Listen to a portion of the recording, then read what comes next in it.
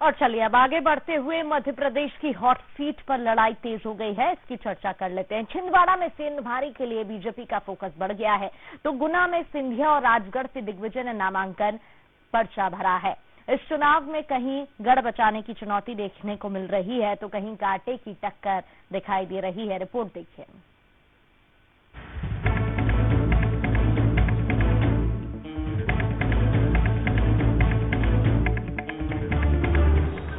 मध्य प्रदेश की high profile सीटों पर अब लड़ाई तेज होती नजर आ रही है।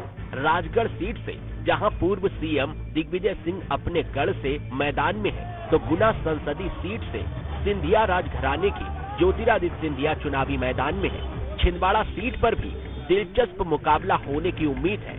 दुर्गा अष्टमी के दिन गुना शिवपुरी से ज्योतिरादित्य सिंधिया ने अपना नामांकन दाखिल किया है, तो राजगढ़ से दिग्विजय सिंह ने पूजा पाठ के बाद अपना नामांकन भरा है। दोनों नेताओं ने कई मंदिरों पर माथा टेका, फिर जाकर नामांकन दाखिल किया। सिंधिया के साथ सीएम मोहन यादव, पूर्व सीएम शिवराज सिंह चौहान समेत कई नेता मौजूद रहे, तो दिग्विजय सिंह के साथ कांग्रेस के नेता दिखे। दरअसल माना जा रहा है इस चुनाव में दोनों नेताओं की अग्नि परीक्षा अपने अपने गढ़ में है और उनके सामने अपने गढ़ को बचाने की चुनौती है।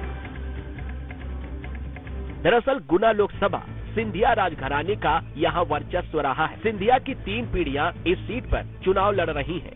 ज्योतिरादित्य सिंधिया 4 बार सांसद रहे हैं। साल 2019 में सिंधिया की हार हुई थी। बीजेपी उम्मीदवार केपी यादव से हारे थे सिंधिया। 1 लाख से ज्यादा वोटों से सिंधिया को हार मिली थी। इस बार सिंधिया बीजेपी से चुनावी मैदान में है। इस बार सिंधिया के लिए परिस्थिति और पार्टी दोनों बदल गई है, लेकिन माना जा रहा है उनके सामने गढ़ को बचाने की चुनौती है, क्योंकि गुना से बीजेपी के ज्योतिरादित्य सिंधिया को कांग्रेस के यादवेंद्र यादव टक्कर देते नजर आ रहे हैं। माना जा रहा है जिन यादवों ने बीजेपी को जिताया था, कहीं न कहीं वे केपी यादव के टिकट कटने से नाराज हैं। ऐसे में अगर यादव वोटर छिटके तो परिणाम बदल सकते हैं। हालांकि इस बीच सिंधिया जोर आजमाइश में लगे हुए हैं।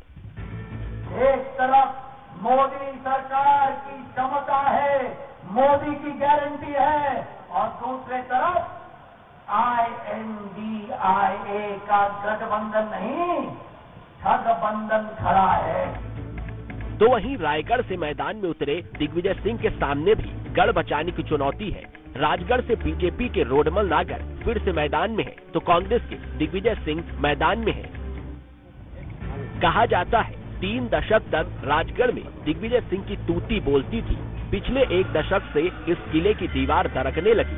साल 1984 में दिग्विजय सिंह पहली बार राजगढ़ से चुनाव लड़े थे, तो 3 दशक बाद फिर से दिग्विजय की अपनी सीट पर वापसी हुई है, लेकिन अपने गढ़ में दिग्विजय सिंह घिरे नजर आ रहे हैं। राजगढ़ में 2023 में हुए विधानसभा चुनावों में कांग्रेस को हार मिली। राजगढ़ की 8 विधानसभा में 6 पर बीजेपी का कब्जा है। ब्यावारा, सारंगपुर, नरसिंहगढ़, खिलचीपुर और राजगढ़ विधानसभा पर बीजेपी के विधायक हैं। राघवगढ़ और सुसनेर विधानसभा में कांग्रेस के विधायक हैं। पिछले 2 लोकसभा चुनावों में बीजेपी की जीत हुई। 2014 और 2019 में बीजेपी के रोडमल नागर जीते। 2019 में भोपाल से दिग्विजय सिंह को हार मिली थी। हालांकि इस बार दिग्विजय सिंह गांव-गांव नापकर राजगढ़ में अपने पक्ष में माहौल बना रहे हैं, तो माना जा रहा है उनकी अग्नि परीक्षा रायगढ़ में है। मतदान बैलेट पेपर से हो, क्योंकि मुझे ईवीएम पर भरोसा नहीं है। लेकिन जब मुझे पता पड़ा कि माननीय चुनाव आयोग अगर 384 से ज्यादा भी होंगे तो वो एक कंट्रोल यूनिट और लगा के 24 और लगा देंगे, नागनी की 384 और फॉर्म भी भर दो तो वो ईवीएम से चुनाव कराएंगे।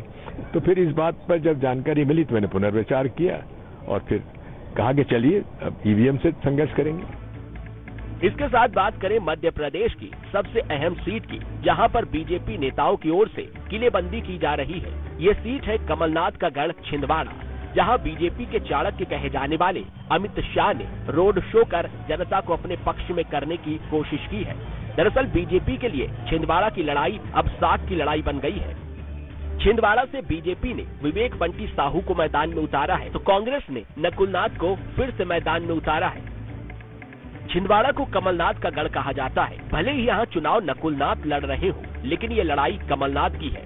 तो वहीं बीजेपी की कोशिश कमलनाथ के गढ़ में सेंधमारी की है। यही वजह है कि प्रदेश के सीएम मोहन यादव कई बार छिंदवाड़ा में प्रचार कर चुके हैं, तो अब अमित शाह भी यहां कमलनाथ के किले को दरकाने की तैयारी कर रहे हैं। छिंदवाड़ा लोकसभा सीट पर बीजेपी सेंधमारी की कोशिश में जुटी है। मोदी लहर में भी बीजेपी की हार हुई थी। 2019 में बीजेपी यहां नहीं जीत पाई थी।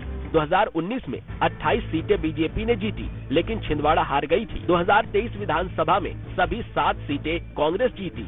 परिवारवाद, विकास और आदिवासियों का मुद्दा है। बीजेपी ने क्षेत्र के विकास का मुद्दा उठाया है।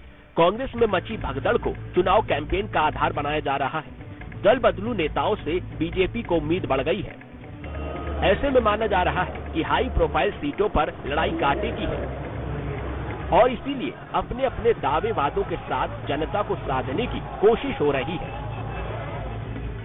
फिलहाल देखना होगा 24 के रण में इन हाई प्रोफाइल सीटों पर किसका पड़ला भारी रहेगा। दिग्गज नेता अपने गढ़ को बचाने में कामयाब हो पाएंगे और भगवान के दर में विनती कर रहे नेताओं का बेड़ा पार होगा।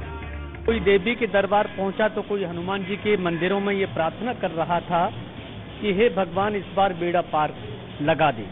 केंद्रीय मंत्री ज्योतिरादित्य सिंधिया से लेकर पूर्व मुख्यमंत्री दिग्विजय सिंह हो या दूसरी सीटों पर बीजेपी कांग्रेस के प्रत्याशी, सभी के मन में ये जरूर इच्छा रही है कि भगवान उनकी सुन ले और जो इच्छा है वो पूरी कर दे। Vinod Sharma, news state, Gwalior.